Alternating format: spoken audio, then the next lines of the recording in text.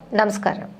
H-1B വിസയ്ക്ക് മേൽ American president Donald Trump നൽകിയ ഇരട്ടടിയിലൂടെ പ്രതിസന്ധിയിലായത് ലക്ഷക്കണക്കിന് വരുന്ന ഇന്ത്യൻ പ്രൊഫഷണലുകൾ. കരിയറിൽ മികച്ച ഭാവിയും ഉന്നത ജീവിത നിലവാരവും സ്വപ്നം കണ്ടാണ് പലരും H-1B വിസയിൽ അമേരിക്കയിലെത്തുന്നത്. എന്നാൽ സ്വന്തം നാട്ടിലുള്ളവർക്ക് തൊഴിൽ നൽകിയിട്ട് മതി ഇനി പുറത്തുള്ളവർ എന്നാണ് ട്രംപിന്റെ നിലപാട്. അമേരിക്കൻ തൊഴിലാളികളെ സംരക്ഷിക്കാനും രാജ്യത്ത് തൊഴിൽ അവസരങ്ങൾ സൃഷ്ടിക്കാനും ലക്ഷ്യമിട്ടുള്ളതാണ് ഈ നീക്കമെന്നാണ് അദ്ദേഹം അറിയിച്ചത്. US കമ്പനികളിലേക്ക് റിക്രൂട്ട് ചെയ്യുന്ന തൊഴിലാളികളുടെ മികച്ച വൈദഗ്ധ്യം മനസ്സിലാക്കാൻ വേണ്ടിയാണ് പുതിയ പ്രഖ്യാപനമെന്നാണ് White House staff secretary Will ഷാർഫിന്റെ വാദമെന്ന് ഇക്കോണമിക് ടൈംസിന്റെ റിപ്പോർട്ടിൽ പറയുന്നു. ഒപ്പുവെച്ച പുതിയ ഉത്തരവ് പ്രകാരം H-1B വിസയ്ക്കായുള്ള അപേക്ഷാ ഫീസ് 88 ലക്ഷം ആക്കുകയാണ്. Visa lottery registration fees $215, sponsor ചെയ്യുന്ന കമ്പനികൾക്ക് $780 നിലവിൽ നൽകേണ്ടിയിരുന്നത്. വലിയ കമ്പനികൾ ഇനി വിദേശ തൊഴിലാളികളെ പരിശീലിപ്പിക്കില്ലെന്നും US സർവകലാശാലകളിൽ നിന്നുള്ള ബിരുദധാരികളെയാണ് പരിശീലിപ്പിക്കേണ്ടതെന്നും US വാണിജ്യ സെക്രട്ടറി ഹവേർഡ് ലുഡ്നിക്ക് പറഞ്ഞു. അതേസമയം വൈറ്റ് ഹൌസ് പുറത്തിറക്കിയ എക്സിക്യൂട്ടീവ് ഓർഡർ പ്രകാരം ഈ ഫീസ് വാർഷികമായോ അപേക്ഷയ്ക്കായോ മാത്രമോ അയക്കേണ്ടതാണോ എന്നത് വ്യക്തതയില്ല. രേഖയിൽ അപേക്ഷാ ഫീസായി മാത്രമാണ് പരാമർശിച്ചിട്ടുള്ളതെന്നാണ് റിപ്പോർട്ടിൽ പറയുന്നത്. ഗോൾഡ് കാർഡ് വിസ പദ്ധതിയും ഡൊണാൾഡ് ട്രംപ് പ്രഖ്യാപിച്ചിട്ടുണ്ട്. $1 മില്യൺ, അതായത് 8.3 കോടിയാണ് ഗോൾഡ് കാർഡ് വിസയ്ക്ക് നൽകേണ്ടി വരിക. ട്രഷറിയിലേക്ക് അടയ്ക്കുന്ന വ്യക്തികൾക്കും $2 മില്യൺ, അതായത് 16.6 കോടി ചെലവഴിച്ച് ജീവനക്കാരെ സ്പോൺസർ ചെയ്യുന്ന കമ്പനികൾക്കും പ്രത്യേക വിസ ലഭിക്കുമെന്നും ട്രംപ് പറഞ്ഞു. കഴിഞ്ഞ വർഷം ഏകദേശം 4 ലക്ഷം H-1B വിസ അപേക്ഷകൾ അംഗീകരിക്കപ്പെട്ടതായി കണക്കുകളിൽ വ്യക്തമാണ്. സിലിക്കൺ വാലിയിലെ ടെക് കമ്പനികളും അക്കൗണ്ടൻസി, ഹെൽത്ത് കെയർ തുടങ്ങിയ മേഖലയിലും H-1B വിസകളെ ഏറെ ആശ്രയിക്കുന്നു. ശരാശരി 2.5 ലക്ഷം തൊട്ട് 5 ലക്ഷം രൂപ വരെയായിരുന്നു H-1B വിസയ്ക്ക് മുൻപ് ഈടാക്കിയിരുന്നത്. ഇതിൽ ബഹുഭൂരിപക്ഷവും തൊഴിലുടമയാണ് അടയ്ക്കേണ്ടിയിരുന്നത്. 10,000-ൽ അധികം H-1B വിസകൾ നേടി ആമസോൺ ആണ് ഈ വർഷം മുന്നിട്ട് നിൽക്കുന്നത്. തൊട്ടു പിന്നാലെ Tata Consultancy, Microsoft, Apple, Google എന്നിവയുമുണ്ട്.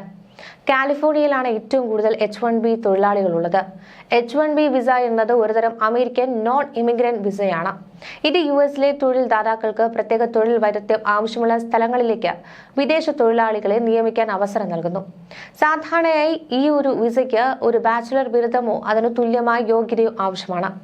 1990-കളിലാണ് H-1B visa പദ്ധതി ആരംഭിച്ചത്. കുറഞ്ഞ വേതനം നൽകാനും തൊഴിൽ സംരക്ഷണവുമായി ബന്ധപ്പെട്ട നിയമങ്ങൾ ലംഘിക്കാനും ഇത് കമ്പനി അനുവദിച്ചിരുന്നു. ഇത് ഒരു നോൺ ഇമിഗ്രന്റ് വിസയായതിനാൽ ഇത് US പൗരത്വത്തിലേക്കോ സ്ഥിരതാമസത്തിലേക്കോ ഫലപ്രദമാകില്ല. വിസയുടെ കാലയളവ് സാധാരണ 3 വർഷമാണ്. അതേസമയം ഇത് 6 വർഷം വരെ നീട്ടാനും സാധിക്കും.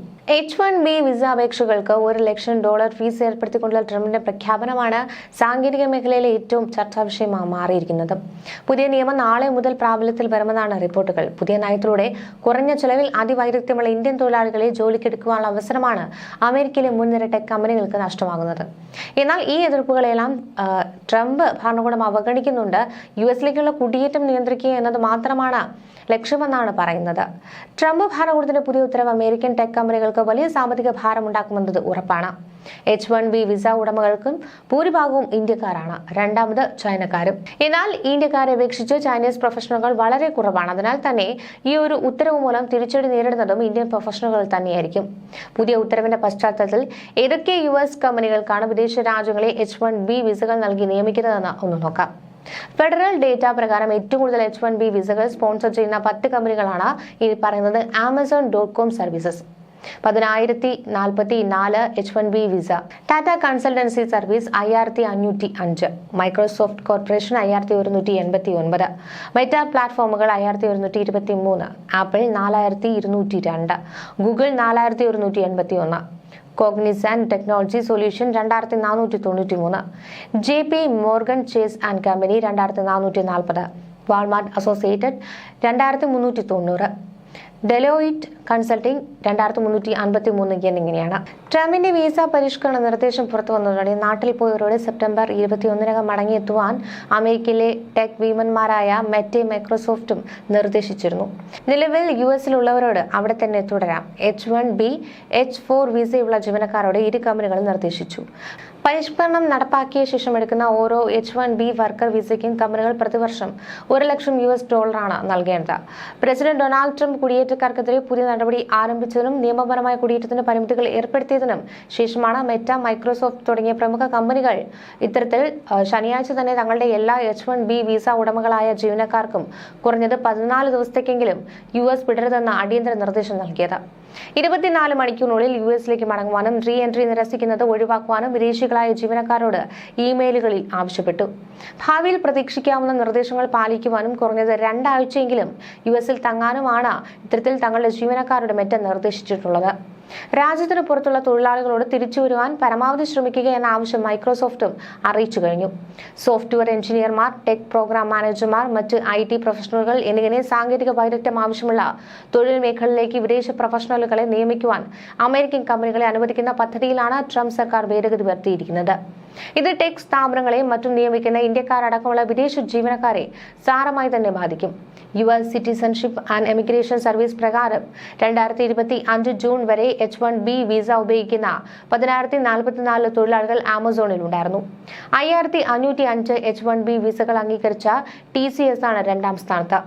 Microsoft 5,189, Meta 5,123, apple 4,202, Google 4,181, Deloitte 2,353, Infosys 2,004, Wipro 1,523, tech Mahindra America's 951 എന്നിങ്ങനെയാണ് മറ്റ് പ്രധാന ഗുണഭോക്താക്കൾ.